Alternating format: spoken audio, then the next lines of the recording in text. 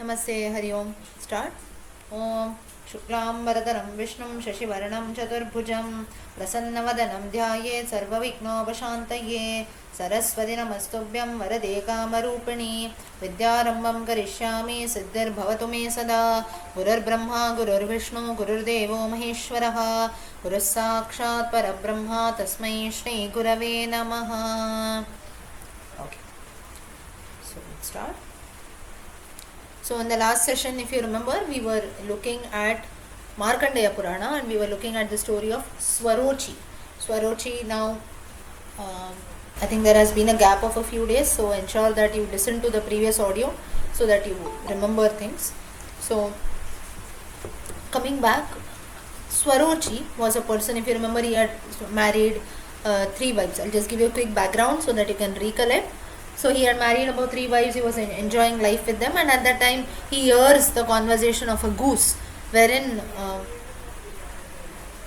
even the animals like a goose and deer and so on, they try to poke Swarochi, saying that this person has got 3 wives, so not even a single wife he can love properly, because obviously the love is going to be divided, so it is like a cheating that is there.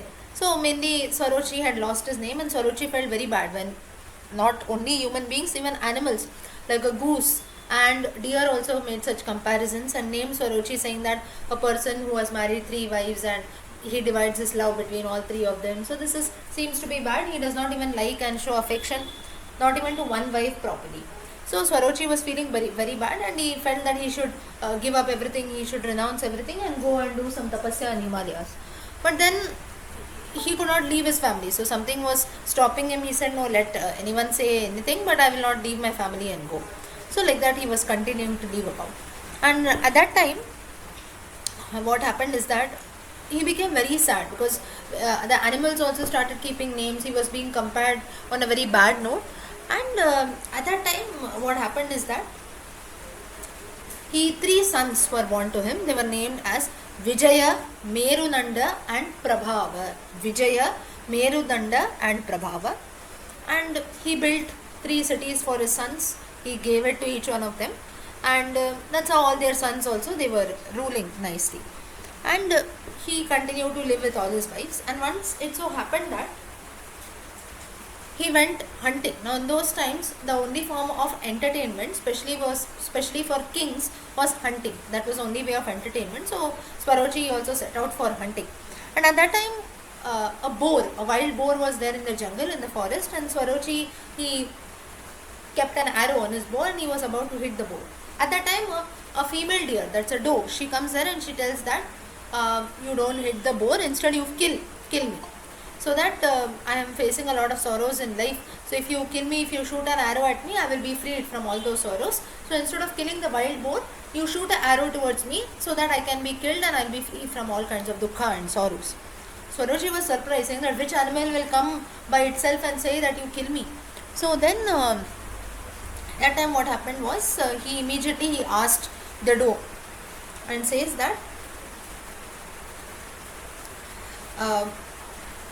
he goes near the doe and says that what happened, why do you want to kill, why do you want to be killed, what is the reason, and so on. And at that time the doe says that I actually want to be free from this deer birth that I've got about. So for this, what you have to do is you have to come and embrace me. If you give me a gentle hug that is there, I will be freed from this doe body. Actually I'm a human being. This is what doe says. Swarochi was surprised. He says, me, who am I to give you this, and how can I free you from the curse or from the sins that you have incurred?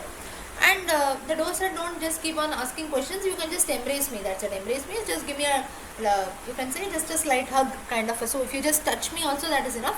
I will be freed from all kinds of sins. So that is the reason I told you, you shoot an arrow on me so that ultimately I'll be freed from my sins.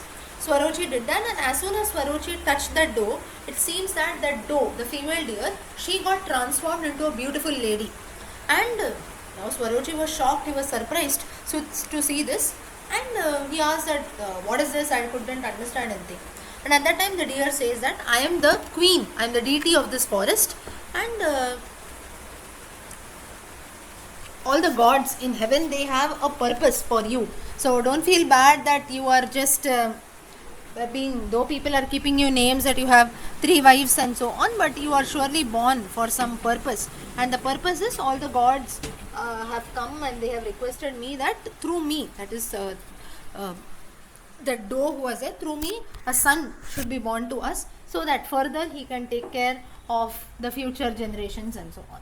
So now what happens later we will see, but through this what we get to know is now all these stories to some extent in the Puranas we might find, or you might find it to be a bit boring, saying that now what, some bird is coming, some goose is coming, some deer is coming, they're telling something, and story within story, it is not getting ended at all. So now while you read originally also you might find it boring. I'll try my level best to make it interesting, but still when we sit and wonder through such stories, some morals or some, you can say, some values and lessons are taught. Like here in the case of Swarochi, when he was at a very depressing stage in his life, saying that when people, including animals, were poking at him, saying that he has married 3 wives, he's not showing affection even to one wife properly. And then when he was being compared on a negative stage, when he did not know what to do, when he was just mingled, you can say he was caught in all material things. Okay, sons were born, taking care of sons, 3 wives, taking care of them, and so on. And then he goes for hunting just to entertain himself, to change his mood. At that time he meets this deer and she tells you, come and touch me, I'll be free from my sins. She gets transformed into a lady. So again things were shocking and surprising for this person called Swaruchi. So but later this deer who was later transformed into a beautiful woman, she tells that your birth has taken place for a purpose, and the gods themselves have advised me that a son should be born to us because he is going to serve something, he is going to be of some use in future. So through this instance or through such stories, what we get to learn is whenever we have some depressing or sad moments in life, the next day something good also will happen. So whatever happens, it surely happens for a reason. This we must understand. So just because today times are bad doesn't mean that tomorrow good times, or when say good experiences, will not come in. We have to be very, very patient. So now further what happens, let's have a look. So now Swarochi, and then both of them, Swarochi and that beautiful lady, they gave birth to a son. His name was Manu, and now this is the 4th wife of this Swarochi.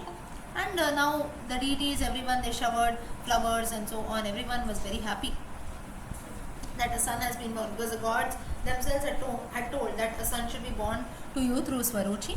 And this child was named as Dyutiman. First it was Manu, and then later Swarochi, he named this child properly as Dyutiman.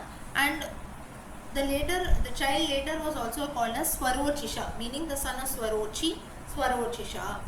And one day what happened is that now this Swarochi, the 3 wives who were there earlier, he had left them. He had left them in the sense now he had grown quite old. So maybe he would have lost their wives. And in those times, if you see, the lifespan used to not be very long. Now this is all the Puranic stories, of course, the lifestyle, the average span will not be 100 years again. Like for example, in the case of Krishna, Rama and so on, Krishna to some extent we consider he lived for about 1000, roughly that amount of years. In the case of Rama, we know it is 10,000, 11,000 Ramarajya. So today it is 100, in the Kali Yuga it is 100. So depending on the yugas, even the lifespan, age, everything has a difference. So here when he had left his previous wives, this Swarochi, it would have happened that maybe they passed away, or maybe they were left about somewhere and so on. So because everyone gets old in the course of time, so Swarochi now is finally living with this 4th wife, that is a female deer. And at that time he tells his wife that this Swarochisha, that is the child who was born, his mother, he tells that we have become old now, so let's not just spend our time in, or a son is also born to us, we have enjoyed all the pleasures, so now let us try to live a very sattvic life, let us try to renounce. Whereas the wife, she said that this world itself, if you are being born here, it is meant for enjoying, right? Why do you want to do some tapasya, this and that? For that, heaven, hell, everything is there. For now, let us enjoy. And what she tells is, you don't have to bring such thoughts also into your mind. Now, whatever people do, even the Brahmins who perform great sacrifices, they too have some purpose for it. They too want some blessing in return. That is, indirectly they have some selfish aspiration, that is their selfish desire. They want something to be fulfilled. That is the reason they are doing the sacrifice. So you need not feel very like let us renounce everything, let us not have any pleasures and desires. She says that it is absolutely normal, we need not worry about that. And at that time what happened is, a swan comes there. Swan and his wife. Swan, that is female swan, and male swan. So Swarochi, he tells his wife all this and they go away. So Swarochi feels that okay, let us leave now. Because mainly why he wanted to renounce his life, the main reason was because many people had poked at him saying that you are just wasting your time, you have got one wife, two wife, three wives, now ultimately the fourth wife also. So his whole life was going in that, and people always had this outlook. Now if someone in our society does this, obviously we'll also keep names, right? Or this person is meant only for enjoying pleasures, that's it, he doesn't do anything in life. So therefore this Swarochi felt that let us renounce our life and go away somewhere. So this thought was continuously there in his mind, but somehow he could not come out of this material world, he could not come out of this material being. And he did a lot of penance, and ultimately he felt that now let anything happen, but I am going to do penance, let my wives do whatever they want. So Swarochi finally he does a lot of tapasya. His wives also, they start following him, they accompany him, and ultimately by doing penance they reach heaven. So with this, the story of Swarochi ends. Now all the story why it was told, because one of the Markandeya Purana talks about a Manvantara called Swarochisha Manvantara, meaning the son of Swarochi. So just as we have the Vaivasvata Manvantara, the current Manvantara is Vaivasvata, like that there is another Manvantara called the Swarochisha Manvantara. So to know the story of Swarochisha Manvantara, what exactly it is, for that all the story of Swarochi was seen. Those who cannot remember the story, please listen to the audio again. Now next let us look at what is the Swarochisha Manvantara. Now in the Swarochisha Manvantara it seems that Indra was known as Vipashchit. Now depending on the Manvantaras, the names of deities also keep changing. And Saptarishis during this period were Urja, Stamba, Prana and so on. And now this Swarochisha Manu, that is the son who was born to this king Swarochi, he was the Manu here, and he was very mighty, he was very brave, he also begetted a lot of swans, and till the end of this Manvantara his descendants, they kept ruling. Now next, now if you remember, this entire conversation that is taking place is between Kraustuki and Markandeya. Kraustuki, now with this the Swarochisha Manvantara story ends about. Now Kraustuki, he tells that, he asks Markandeya, you tell me about some treasures that are there in this world. What according to you is treasure? Is it gold, is it money, is it wealth, what it is? So according to you, what is your perception? You tell me that. Markandeya says that Goddess Mahalakshmi is a deity of learning, or you can say more than of course Goddess Mahalakshmi we know is a deity of wealth, but she is also the deity of learning when she is in the form of Padmini. Padmini is when she sits on the lotus, that is in the right posture for studying or for learning something, for gaining vidya. And it is said that now learning vidya, to take some vidya, a man, there are different types of vidyas that are there. Gaining knowledge. Now when I say knowledge, the next question that everyone asks is what knowledge, right? So you say, no, I have knowledge of this, I have knowledge of that, I have knowledge of English, I have knowledge of maths, I have knowledge of the Puranas, I have knowledge of the Itihasas. It can just keep going on and on, right? So knowledge, when I say knowledge, it's a very generalized term. So there are many vidyas that are there, many skills that are there, many branches of knowledge. So like this, what actually is treasure is not gold, money, all this treasure and wealth that we see, it will come and go.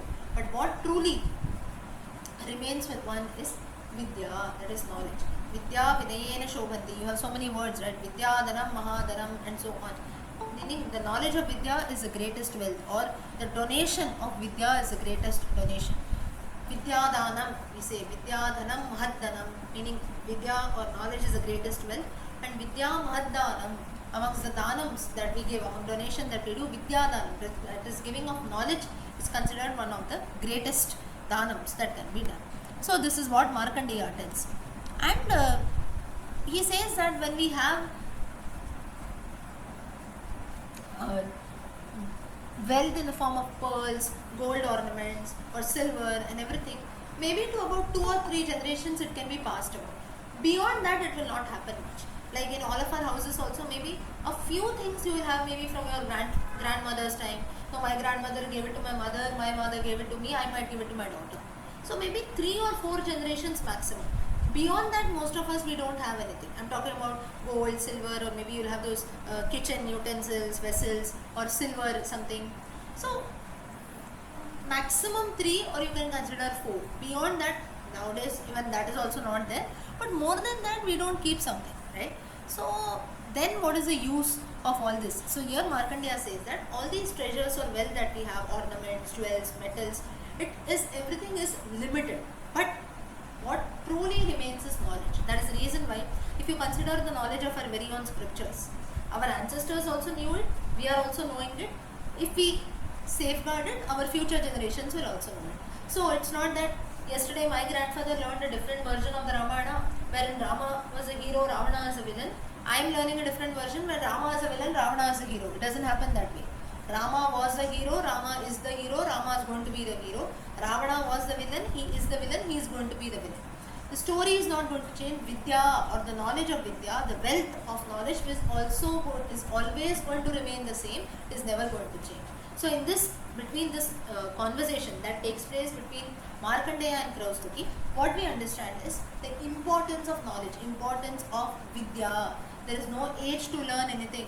So for people who always sit and complain saying that, no, I did not get an opportunity earlier in life, if you have got an opportunity now, make the best use of it. Or even the other way around, even though you get an opportunity, many times we keep postponing it, saying that no, now there is so much of time left, I'll do it later. There is no guarantee whether you can do it later. Even if you wish to do it later, you should get the opportunity at that time. So whenever you get an opportunity, we must grab it and make the best of it. So this is what is explained by Markandeya to Kraustuki. Further, about the next Manvantara, a small reference is given called the Auttama Manvantara. Auttam, Auttama Manvantara. Now in this what happens? Markandeya says that Uttanavada and Suruchi. Now Sumati and Suruchi from the Dhruva Charitam, they had a son called Uttama. And this son Uttama, he was married to a woman called Bahula. So basically it was an arranged marriage. So the wife Bahula, she did not have much affection and love towards this Uttama. So she always used to disrespect him, she always used to not behave properly. Basically she did not like him and love him at all. So that is the reason it was like a forceful marriage for her. So she did not develop any kind of affections and feelings for him. So once it so happened that Uttama, he was sitting in the courtyard and he tried to, all of them were sitting together. Now in those times people, or even nowadays also, people have the habit of chewing the betel leaf, right? So like this Uttama, he gave a betel leaf to his wife Bahula, but Bahula refused, said no, I don't want anything. And this was an insult because this took place in the courtyard that is there. So this was an insult to Uttama. He got very angry and he told his minister, he called his minister and said that you leave my wife in the forest, I will abandon her, and I don't want to stay with this woman anymore. I have tolerated a lot already. She's not ready to accept me, that is her problem now, and she's also insulting me in middle of the court. So now what to do? You just abandon her, leave her in the forest, let her be there. Bahula was also very happy, saying that she does not have to live with this person, and she was taken to the forest. And so like this she also went away to the forest. One fine day what happened is, a sad man, you can consider like a Brahmin or so, he came to Uttama and said that somebody has abducted, somebody has kidnapped my wife, you are the king of this land, you have to help me to find my wife.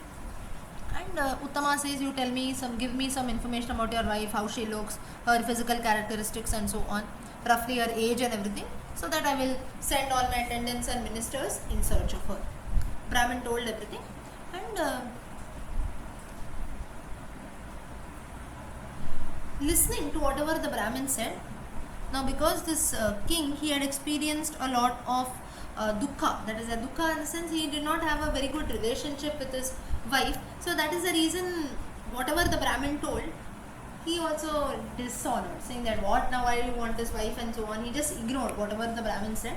Said that no, you don't wish for this woman, it's better if she lives away, because anyway tomorrow also she might come and insult you, just as my wife has done. She might come and insult you, so leave it, don't go in search of your wife and so on. But the Brahmin replied that, Brahmin gave a very beautiful answer, and he says that However, one's wife is there, still one should protect his wife, because if the wife is protected, only then my children are also protected.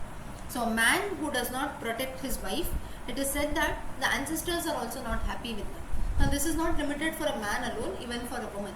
So today when we face the problem of these, you can say, relationship problems or so many broken marriages and so on, before you file a divorce you have to think 10,000 times, because as per the Puranas it incurs a lot of sins, and it seems that all our ancestors are also disturbed by that. So not only you and me.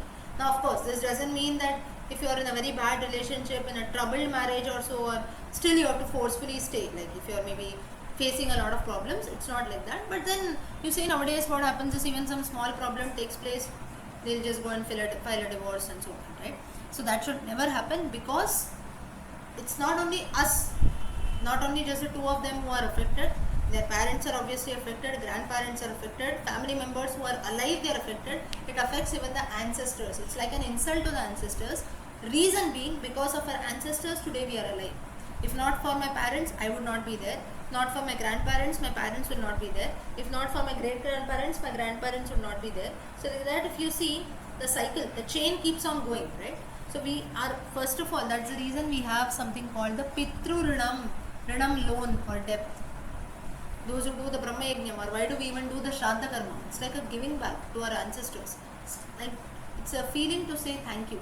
So in all our scriptures and in all the traditions that we follow, though we all feel that we do something under religion, mainly these are all good qualities that we must develop. When someone gives us something, it is said that we must never forget that lifelong. You might give back to someone, but then what usually happens is, someone would have helped you. Maybe it would be a very small help, but at the right time when you didn't have anything, that person was there with you. Maybe when the whole world did not support you, that one person always stayed by your side. We must never forget that. What we do is, we'll help someone and we'll go away, and then in the course of time, or when someone helps us also, we'll say thank you. At that time we'll be very grateful, but never we look back. And that's the reason we feel bad, right? When such experiences happen with us too. Oh, I had helped this person, today he's in a higher position, but he has forgotten me completely. We expect that, saying that. Now it doesn't mean that always the person whom you helped should come and always say that, oh, because of you I am like this, because you helped me I am in a good position. It's not like that. But then at least the sense of gratefulness or thankfulness should always be there, because helping someone, going out of the way and helping someone, is a virtue in itself. People will always think about themselves.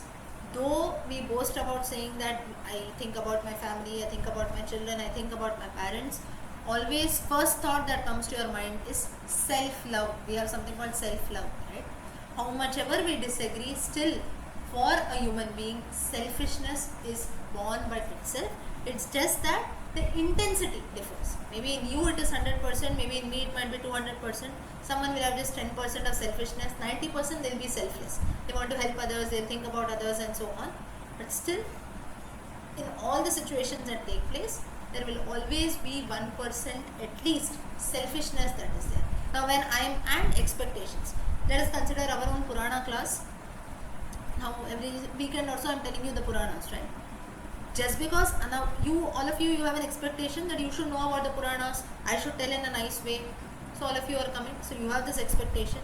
Now does it mean that I don't have an expectation? I also do have an expectation, right? All of you should come, all of you should listen, there should be no disturbance, there should be, maybe whatever I say everyone should understand, or maybe everyone should speak out something, and so on, right? So expectations are always there. So how much ever we say that no, I am so selfless, I can do anything. There are so many people who boast about like this, right? I can do anything, you just tell me. Ultimately when it comes to, maybe 10 people will tell I can do anything. When it comes to doing the thing, actually only one person will turn up. Why the ratio goes so low? Reason being, telling something is easy, doing that in reality is difficult. So coming to this point, whenever we do something, we have to be very, very thoughtful. So here, the topic of Pitru Rinam that comes in, meaning giving back to our ancestors. This mainly is to say thank you, but to remember those ancestors because of whom we have got this birth, because of whom maybe we are enjoying life, because of whom, that can be even the other way around. Some people will curse their ancestors. when they have some problems, right? Why did I even take birth, that too in this family? Sometimes such thoughts come in, right? Maybe we don't say this openly, but still some thoughts do come in. You look at someone else, we see, why, if I am born in that family, I would have been so happy, right? Such thoughts do come sometimes to our mind, right? When situations are bad, or maybe we are in our trying times, or maybe we have some fights and arguments with others and so on. So like this Brahmin also, he is telling Uttama that whatever be the case, one should always protect one's family till the extent possible.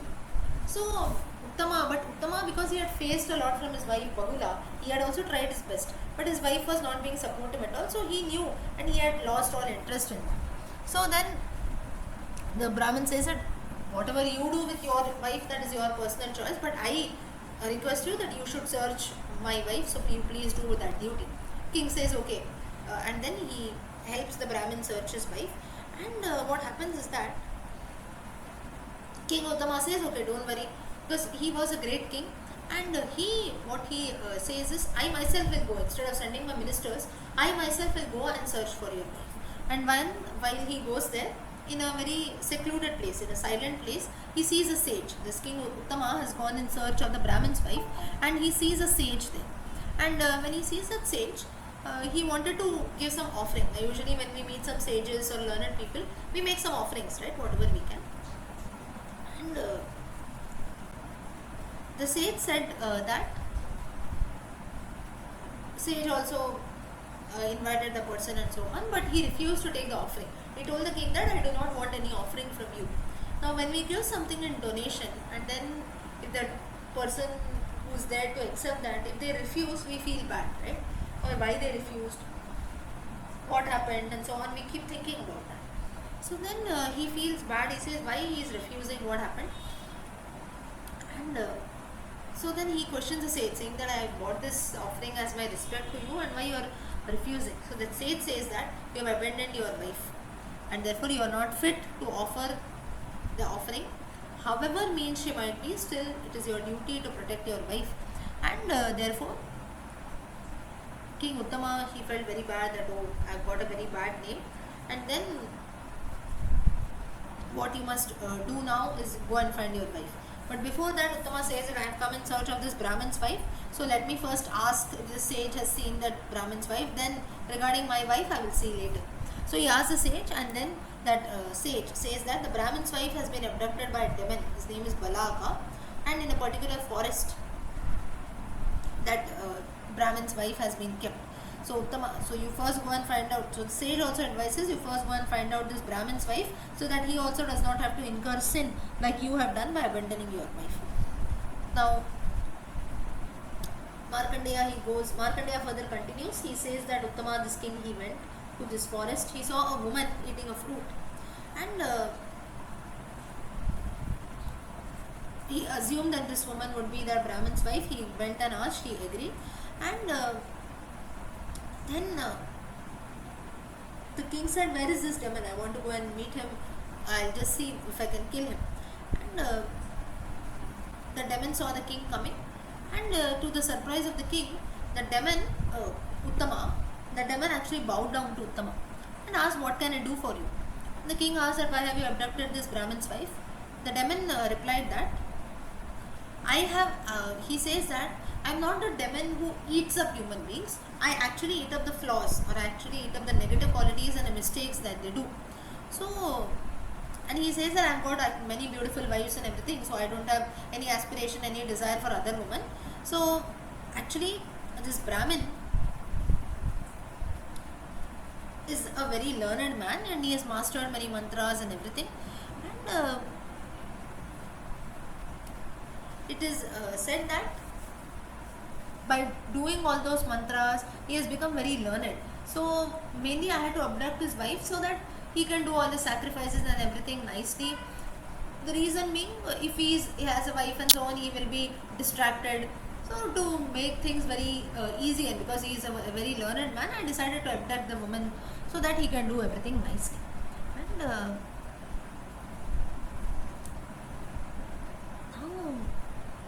with this, but the king started wondering. He said, oh, this is your objective. But then the king next, he asked a question to this demon that, whatever you have done, that is fine. But then why did you do all this? Who are you to decide? If anything was to be done, it can be done by anyone else, right? Why you have to think so much that for doing any sacrifices, let the Brahmin learn everything, to be free from all kind of distractions you abducted and so on. So what was your main objective? So the demon then answers. Now this demon was actually a very learned person, and he answers saying that though I have abducted the Brahmana for now, I have to Brahmana's wife for now, I have to anyway return the wife of the Brahmana, without which the Brahmin cannot do any sacrifice. Because for doing any sacrifices, you need a wife. A person should always be a grihastha, householder. Without that, nothing can be done. So I just wanted the Brahmin to gain knowledge properly, to learn a lot of mantras and everything, so that when he is ready, free from all distractions, he will be eligible to do the sacrifice along with his wife. And at that time, I was about to return the wife. So now the king Uttama again, he feels bad, he feels very shameful, and he says that, oh, I have abducted my wife. Having a wife is so very important. So through the stories now again, you might feel that they are maybe stressing a lot upon one's wife, that why so much regarding a partner has been told, but then mainly to show and signify the importance of doing sacrifices. That is the reason in the Ramayana also, when Rama had to do the Ashwamedha sacrifice later, when Sita was not there, they had actually made a golden statue of Sita, right? So assuming that Sita is very much there, because without one's wife, the sacrifice can never be done. In fact, even when we do the karma, Shraddha karma and everything, also the wife must very well be there. Without that, the Shraddha should not be done. If a person is not married, of course, then there is no option, but always now you will have a few, that too, whenever the Shraddha is being done at one's houses, if there are two brothers, usually the elder brother and his wife too. The younger brother and his wife also should very much be present. Sometimes the younger one will just come and stand. He has got nothing to do. It is not like that.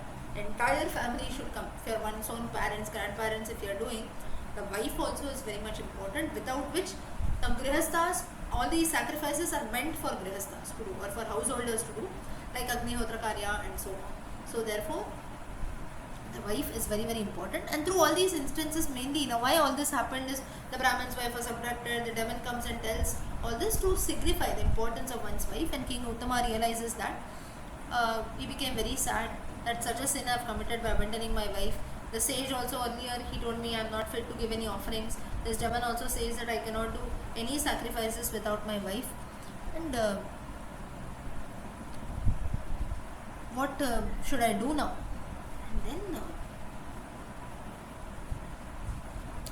what happened is, further he keeps wondering what to do, and Uttama says, now forget, I don't know where my wife Bahula has gone, at least I'll return back this Brahman's wife. So then, as the demon had said, that I eat or I consume the flaws of people.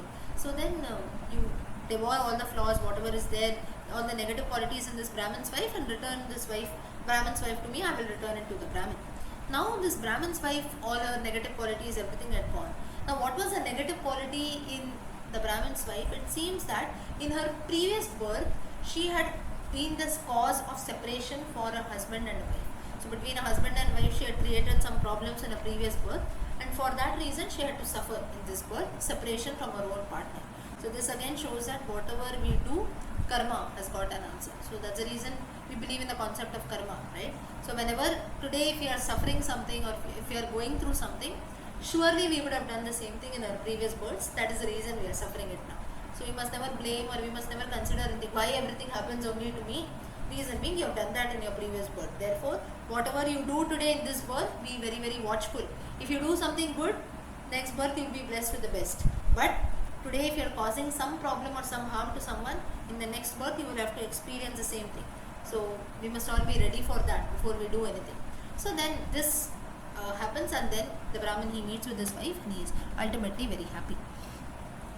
And now later what happens is that later he goes to the sage. Uttama says, now the Brahmin had been united with his wife. Now Uttama feels that I should also go and meet my wife. He goes and asks the sage, who he had met earlier, asks her, do you know where my wife is? And finally he tells through his divine powers, he finds out where his wife is, and finally they both are also united with each other. And now in the course of time, initially what happens is the wife also improves and they have a good relationship. So this again is a life lesson saying that Initially, there might be some problems in some relationship. It may not be only a husband-wife relationship. Whenever we are, maybe you join a workplace, right? You're new to the organization, or maybe now even through this class also. If you come maybe for the first day, second day, it will take some time to understand things. But now that for the last few months you are coming, you know how the class takes place, you know how the explanation takes place. So to some extent now you know how things happen. So to start anything new, be it a relationship or be it learning something, it takes some time to be adjusted. We have to be patient. So in the course of time, things do settle down. So this is the learning that we get through this. So through all the stories, if you see the Puranic stories that are there, there is not much you can say something very great or very interesting story or very happening. It's not like that. Like for example, the Ramayana or the Mahabharata, it's a great war that takes place. So many characters, such an interesting story. It will not always be like that. It will be maybe now all the story of Uttama and so on. You see story within story. He's separated from his wife. Then some Brahmin comes and he's also separated. Then how they are united and so on. So as such, if you see, there is not much of you can say nothing so like very interesting, or you feel like listening to it more and more. It's not like that. The ending also will not seem to be very pleasant. But through all this, they try to teach us some values. So now through this story, what we get to learn is value of being patient. So for a relationship to work or to get adjusted in something new, it does take time. Unlike this Bahula who was there, who disliked her husband, who did not show any affection, we must always be patient, because later what happened is in the course of time, after a few years, she did understand that okay, now I am very much adjusted. I know that this is how this person is. It took some time for me, and later they got reunited. But then initially only if they had been patient, they could have spent a lot of years together. So through all these stories, it might not have a very great moral behind it, but even small things in life, that is valuing something, being patient, but trying to understand that learning something new or spending time with someone whom you have never met in life before, maybe you're newly married, or it can be even meeting a new person, right? It gets time to get adjusted. So maybe if I am speaking to you, all of you are adjusted. If you have some other person, maybe a new person comes and joins a class, you tell some of your relatives, friends or so, they join from tomorrow, from the next week. It will take some time for them, right? But initially, maybe the topic of Puranas itself is new, so it takes some time to get digested. Or for maybe all of you also, or even in my case, though I read the original text and I tell you the things in gist, still when I read for the first time, it's not that I understand everything. Or I also do feel, oh, many things are like it is too much in detail, how much can I tell to everyone? And all of you also, maybe Markandeya Purana is, or all the Puranas, I'm listening for the first time, so little it is difficult, or maybe things are totally new, so it takes some time. But maybe you listen to the audio later, the second time, third time, you feel that okay, now little I've understood. So now I remember what was being told in class. So the point is, for anything to happen, it's not that in the first instance itself 100% it will always be successful. That never happens. It takes time. Patience is very, very important. If you are patient and we are ready to accept that yes, I will put in continuous efforts, but it is going to take time. So if we accept this fact, everything will always be happy. So further what happens is, a son is born to Uttama and Bahula. He was called as Auttama. That's how this Manvantara was named as Auttama Manvantara. Further, next we have the stories of a few more Manvantaras. Let's look at that. Next is the Tamasa Manvantara. Now for Tamasa Manvantara, there was a king called... Okay, till here is everything clear? I hope everyone is understanding. Yes? Okay. Okay. Next. Now these are all stories of Manvantaras. So we have so many Manvantaras, right? How come all these Manvantaras have come in? What is the story behind that? For that, you have everything referenced in the Puranas. So mainly the Markandeya Purana tells us a story of many Manvantaras that are there, which is not very commonly known. So from that, one amongst that is this. Next is Tamasa Manvantara. So what happens is this Tamasa Manvantara, let's have a look. So in the Tamasa Manvantara, there was a king called Saurashtra, and it seems that Lord Surya, that is the sun god, had blessed this king with long life. And the king had about 100 wives, and it seems that all the 100 wives, unlike the king, they did not have a long life. So in the course of time, they all passed away. And Saurashtra, he felt very depressed. 100 wives I had, all of them have died. And once it so happened that he went and started doing penance. he was sitting on the bank of a river, and it seemed that the tide increased. It became high tide, and he ultimately drowned inside. And while he was drowning in the river, what happened is he saw a doe, a female deer there, and he held her tail. In order to save his life, he held her tail. And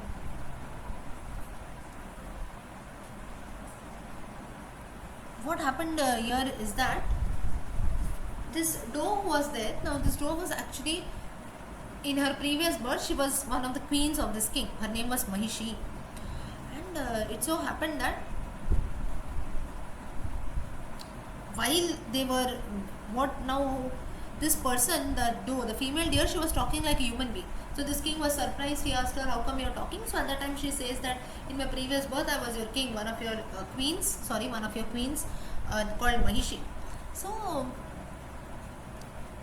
that's how I can speak like a human being. So, and then she further says that in one of my previous births, what I had done is, there were a pair of deer, a female deer and a male deer.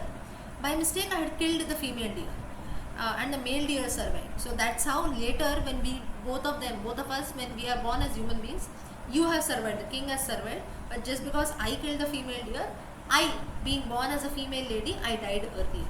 So again, this shows that whatever we do now, it surely has consequences later. So now again I have been born as this female deer only. And at that time, what happened is that, but what she says is, I'm pregnant, and when I'm pregnant with your child only, because when she died, it seemed that this queen was pregnant, but due to some complications she had died. Obviously she had the curse also, because in her previous birth she was a cause of separation between a female and a male deer. But it so happened that things had happened in such a way that the child inside the womb was a human child. Now all this, to some extent, you can take it with a pinch of salt, how all this has taken place and so on. So of course we cannot just call all this as fiction, but in the case of Puranas, if you see, few things we have to accept as they are mentioned, because the main thought of telling all these stories is the lesson that is there behind every Manvantara. How come a child is born, how come that Manvantara is being raised, and so on. So in some references, what will happen, what will be mentioned is that the queen would have already given birth to the son, and then she would have died. But in this context, sometimes it will be mentioned that she assumed the form of a deer and the son was born. So basically how you have to take it is, the child is born and immediately the queen dies away, and in her next birth she becomes a deer. But maybe they would have got some yogic powers or so that they can remember their previous birth, and that's how she met the queen, king, and so on. So like this also you can consider.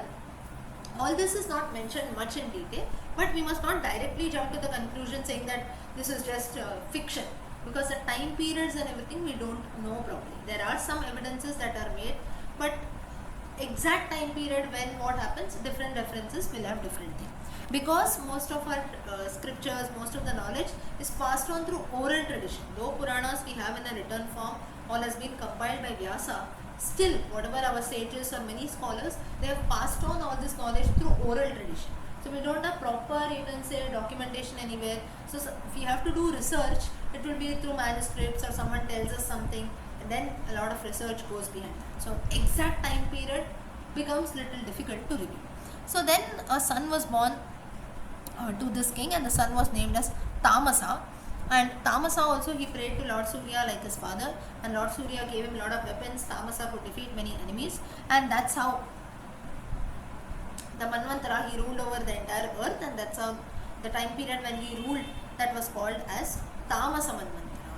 Next is the Raivata Manvantara. Now in Raivata Manvantara, the father of Raivata was Ritvaka. Raivata was born in the Revati Nakshatra. So everything was Revati, name of the child was Raivata, his father's name was Ritvaka. So everything with Re and Re. And now the Raivata's father Ritvaka, this Raivata, he was like, in his childhood he used to waste a lot of time.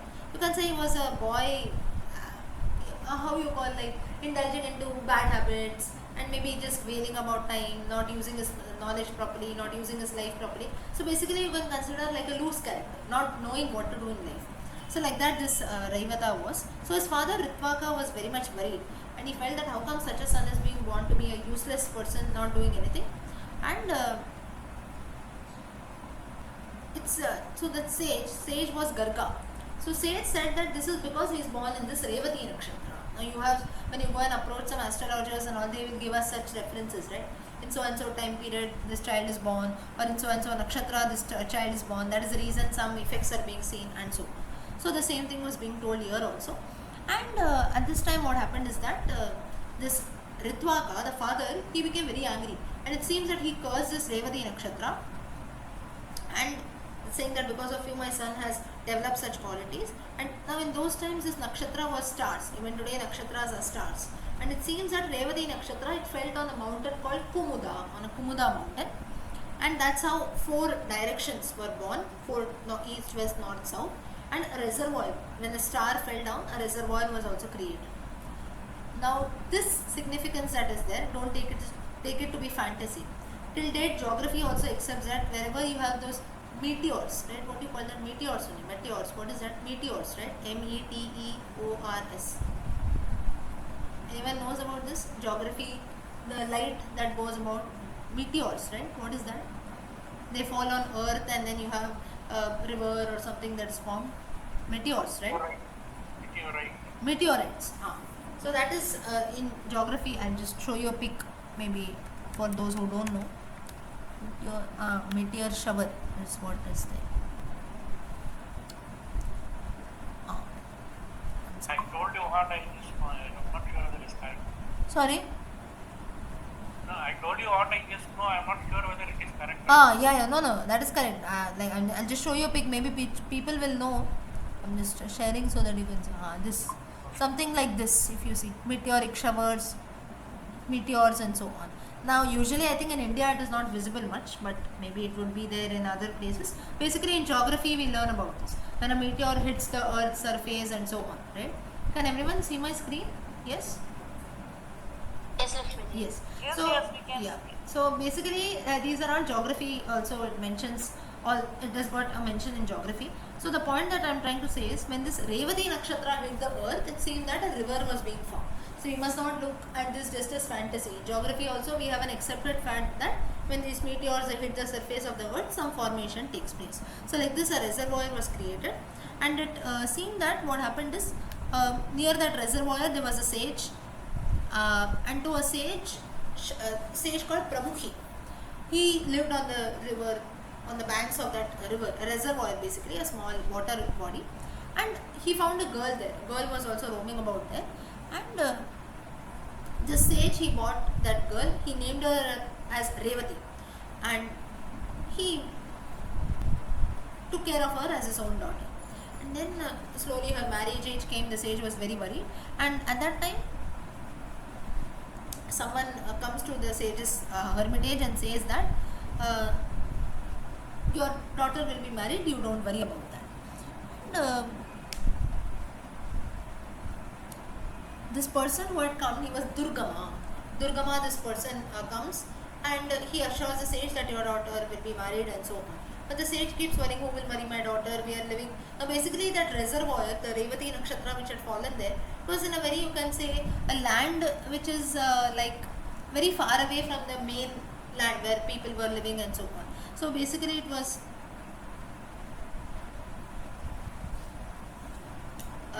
very far away from the mainland, not habited much by people, so mainly away from the world, you can consider. So he feels very worried, saying that how will people even know that such a girl is here? And at that time Durgama is so Durgama says don't worry and so on. So Durgama was just a random person who comes to the hermitage, and at that time the sage, he gets an idea that why not ask this person called Durgama. Now who was this Durgama? Durgama was the eldest son of Swayambhuva Manu. Swayambhuva Manu, the first Manu of the Swayambhuva lineage. So Swayambhuva Manu is mainly, he was born out of himself, or the first Manu, Swayambhu, creation of Brahma. So Durgama, he was the eldest son, and sage Pramukhi, he feels that let my daughter Revati marry this eldest son of Swayambhuva Manu, Durgama only. And Durgama, he tells Durgama that would you like to marry my daughter Revati? And Durgama said, okay, let me think over this, I will let you know. And finally he agrees, and at that time what happens is, Sage Pramukhi, he starts making arrangements for the marriage, and this Revati, this girl who was there, she tells her father that you marry me in the Revati Nakshatra only, that the day on which I should get married should be in the Revati Nakshatra. And Sage Pramukhi, he said that Pramukhi is in some references it will be Pramuchi. He tells the daughter, his daughter, that this nakshatra does not exist anymore, because as per a few references earlier, a person called Ritvaka, the father of the boy Raivata, he had cursed this Revati nakshatra. She has already fallen on this earth in this near part, so she does not exist anymore. So then Revati, she said, no, I am also named as Revati, I should be married in this nakshatra only. So you re-establish, you put this nakshatra back in the sky. You are such a learned person, you chant some shlokas, mantras, you put it back in the sky. And Sage Pramuchi, he listened to his daughter, he put the Revati nakshatra back in the sky. And finally Revati and Durgama, they got married. And Durgama, then a son is born to them. And Revati, she gives birth to this Raivata Muni. Now this Raivata, he was proficient in all scriptures and everything. And further, he had few more sons and so on. So this Raivata, this boy who was there, his father was Ritvaka. So Raivata, this is the story of Raivata, who was born in the Revati Nakshatra. So little he was a loose character, meaning Ritvaka used to be continuously worried about him, but later it is said that in the course of time he became a good person. So basically now how some children, if you see their young age, or maybe all of us also in our young days also, we would not be, maybe we'll be just worrying about our time, roaming about here and there, but later in life maybe at some point we realize what is important and we focus on that, right? So it is quite similar to this. So then this is the story of how this person Raivata was born. He was born to this Revati Nakshatra. So his father had cursed Revati Nakshatra, but ultimately his own parents who are there, they also married Raivata and so on. So Ritvaka had cursed Revati Nakshatra, but then Raivata, he was born in the Revati Nakshatra only later. So this was how the story goes about. Now you will have a confusion here, saying that earlier you were told that the father, now if you have listened very carefully, you can make a note of this. I don't know if all of you are sleeping, but if you would have noted, Raivata's father was Ritvaka. Later we see that Durgama and Pramuchi give birth to Raivata. How come this Raivata Manu has got two fathers then? Now Ritvaka, it seems that in some references it is, now Puranic stories will always have such confusions. Ritvaka in some references say that he is the ancestor of Raivata. He was not actually born, he is not the biological son of Ritvaka. But you see, like how we say, right, even if you have a few elderly people in your family, now my biological father will be one, but maybe my uncles and so on, they would also be treating me as their daughter only, right? So they'll say, no, she is our household daughter, she is our house daughter, so she is our daughter. Whenever you go for a marriage proposal also, you see, right, you have a lot of family members around, and they will say, no, our daughter is getting married. Doesn't mean that she will be your biological daughter, but then in general we term out, saying that no, she is our daughter. So we regard that person as our daughter, meaning she belongs to our family and so on. So like this, Ritvaka was a person who did not actually give birth to Raivata, but then he was a bit worried. He was an ancestor, you can say he was a family member of this Raivata, but Raivata is actually the son of Durgama and this Revati Nakshatra. So the ancestor, he had only cursed this Revati Nakshatra, and later in this Revati Nakshatra only it turned out to be very auspicious, and that's how an entire Manvantara was named as Raivata Manvantara. Okay, I hope there is no confusion here. Is this clear? Because it can be a bit confusing at times. I hope it is clear. Yes? Yes, Rishmi. Yes. First it was Little confusing, so that's how I just gave you an answer. So sometimes whenever it is mentioned, especially in a few Puranas, daughter, son and so on, to some extent, or maybe father, if you find such confusions, now whenever you read the original text also, in future also if you read, take this as a tip, always it might not always be the biological father. Now in today's times what happens is, we have only one father, one mother, maybe children will be 2, 3 or whatever it is. But in those times, one person would have many fathers, one person would have many mothers, because marriages used to be many. One man will have many wives, one woman will have many husbands. So this used to be the tradition there. So though biologically the father or mother would be only one, but still the child would be calling everyone as father only or mother only and so on, though it will be a stepfather, stepmother and so on. So that is the reason why in a few Puranas you have these confusions. So in the translations also they would just mention father, mother, child and so on, but you have to be very very careful when you read it, because you must always keep your eyes wide open. So always take this, that apart from the biological parents, if in some other place, like in this context Durgama and Revati, they give birth to this son Revata, but if this Ritvaka has been mentioned, you must consider that it would be some ancestor that is there. Some references it will directly be given as father, some references it will be an ancestor. So whenever some point of confusion like this come, you must always consider it to be like some elderly person in the family, like a fatherly figure. Okay, so today next topic is with the Chakshusha Manvantara. Now and then you have the Vaivasvata Manvantara. So Chakshusha Manvantara and Vaivasvata Manvantara, it's quite big, so maybe we cannot complete today, though there are a few minutes left. So for today let us stop here. We will continue in the next session. ॐ शुक्लांबरधरं विष्णुं शशिवर्णं चतुर्भुजं प्रसन्नवदनं ध्यायेत् सर्वविघ्नोपशान्तये सरस्वती नमस्तुभ्यं वरदे कामरूपिणी विद्यारम्भं करिष्यामि सिद्धिर्भवतु मे सदा गुरुर्ब्रह्मा गुरुर्विष्णु गुरुर्देवो महेश्वरः गुरुः साक्षात् परब्रह्म तस्मै श्रीगुरवे नमः. Okay, we'll continue with Markandeya Purana. Okay. Anyone knows about anything related to Markandeya Purana? Something important? Apart from what we have seen till now? You feel Devi Mahatmyam is something. Devi Mahatmyam, correct. So now today what we see is, it will be some part of Devi Mahatmyam. Those who are aware of Devi Mahatmyam, you will know that Devi Mahatmyam or Durga Saptashati is a part of Markandeya Purana. We look at the stories of that today. So today the part where we have reached is, it will tell us something about Devi Mahatmya or the goddess. So everyone, I hope that everyone knows Devi Mahatmya. Those who don't know, at least you must, once in a lifetime, you must learn that and chant it. Very very auspicious to the goddess. Okay, start. So yesterday if you see, we were looking about different Manvantaras and we saw about the Raivata Manvantara. Next Manvantara is the Chakshusha Manvantara. Now Chakshusha Manvantara, Chakshu literally means eyes. So Chakshusha, or some people also call it as Chakshusha. It literally means that this Manvantara has been named after the eye of Lord Brahma, it seems. So that's how it's called as Chakshusha Manvantara. Now Chakshusha, this person, he was born as, now basically though he was like the Manasa Putra of Lord Brahma, or you can consider as the blessing of Lord Brahma. Now Dasharatha, if you see, he would have prayed to some deities, and then the deities advised that you do the Putraka Meshti Yajna, sons will be born to you. Vishnu had manifested himself.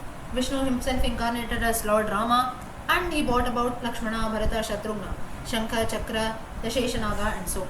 Or Kunti, for that matter, she prayed to each of the gods like Vardharma, Yudhishthira, Vayu, Bhima, Indra, Arjuna, Nakula Sahadeva, Ashwini Kumaras, Surya, Karna and so on.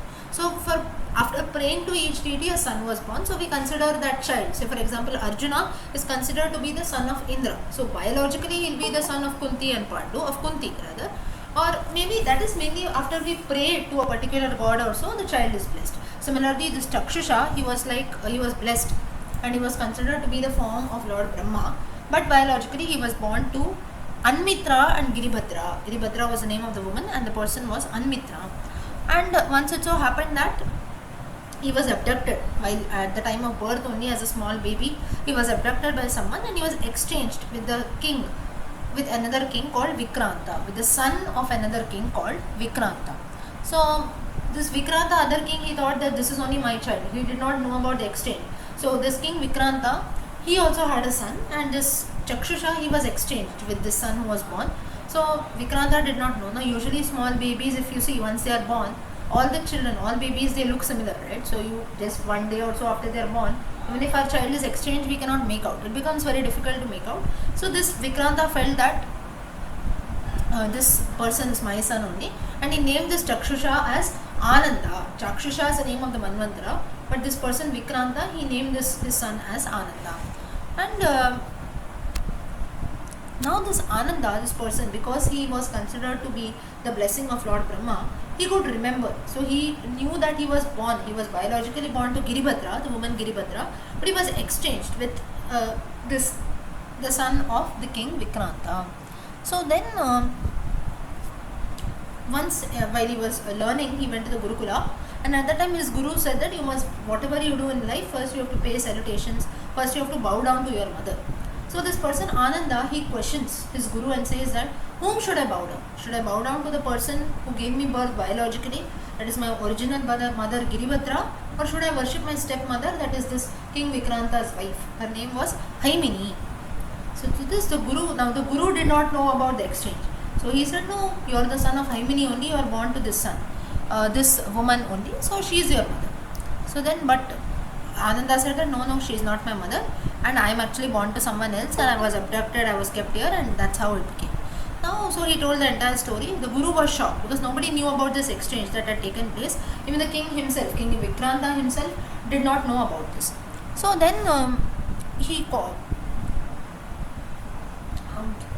The guru, he went and told the king Vikranta and his wife Haimini that this is what your son is saying. They were also surprised. They also did not know about this. At this time, so everyone was confused. At this time, this Ananda, this person goes to the forest. He does a lot of penance, and at that time he prays to Lord Prajapati. Prajapati comes in front of him, and he says that what you want. Prajapati is none but Lord Brahma. So Lord Brahma, he comes in front of him, and therefore he said that he tells what you want, you tell me. So Ananda says that I want to be free from all this bondage and everything. I'm confused, like right from the time of birth I've been exchanged. I have a stepmother, I have a mother, people keep questioning me, nobody is ready to believe what I say. So I want to be free from all this, and therefore I had to do penance. Beyond that, I don't have any other aspiration as such. Brahma became pleased with him, and he says that this day onwards I'm going to name you as Chakshusha. Next Manvantara, you will be famous as Chakshusha Manu, and the next Manvantara will be named after you as Chakshusha Manvantara. And then further, this Chakshusha, he started ruling this Chakshusha Manvantara, and that's how the next Manvantara came about, that is Chakshusha Manvantara.